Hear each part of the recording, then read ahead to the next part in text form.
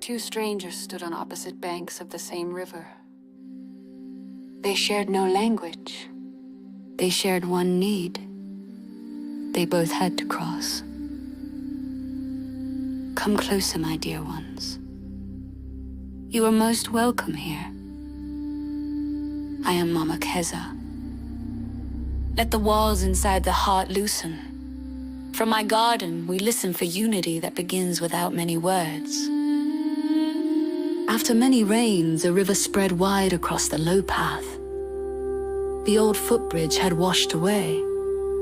The water was not angry, only strong, carrying leaves, mud, and broken reeds past the banks. On one bank stood a man carrying harvest. On the other stood another man with a bundle of bamboo. They looked at the river. They looked at each other. The day was passing. One spoke words the other did not know. The other answered with words just as unfamiliar. First, each tried alone. One pushed bamboo into the water, but the current turned it aside. The other tied rope to a branch, but the rope slipped loose. Both men stepped back, wet, tired, and silent. Pride had not carried either one across. For a while, they only watched. The river kept speaking in a language both men understood. Neither man could command it alone. One lifted a bamboo pole, the other lifted his rope.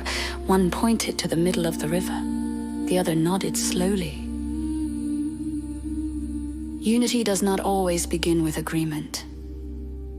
Sometimes it begins when two people see the same river, and each lays down one piece of help.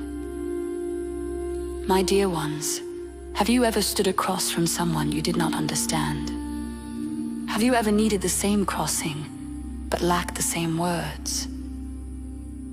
Unity asks, will I wait for perfect agreement, or begin with one shared need? The first man laid his bamboo from his bank toward the center. The second man laid his bamboo from the other side. The poles met, not perfectly, but close enough to tie.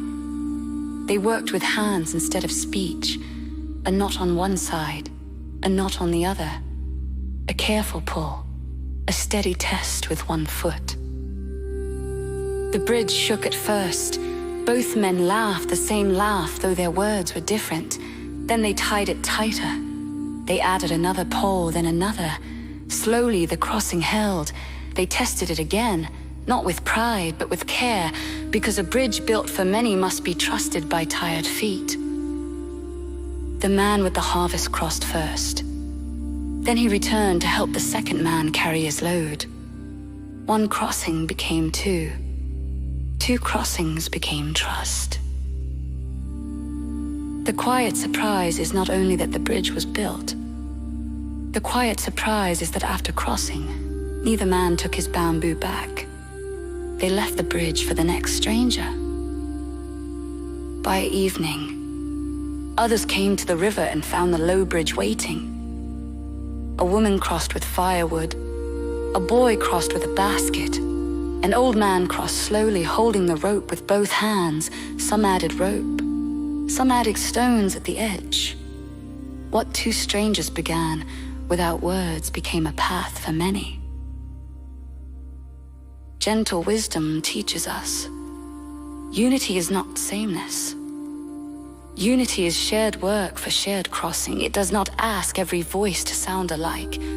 It asks each heart to see what must be carried together.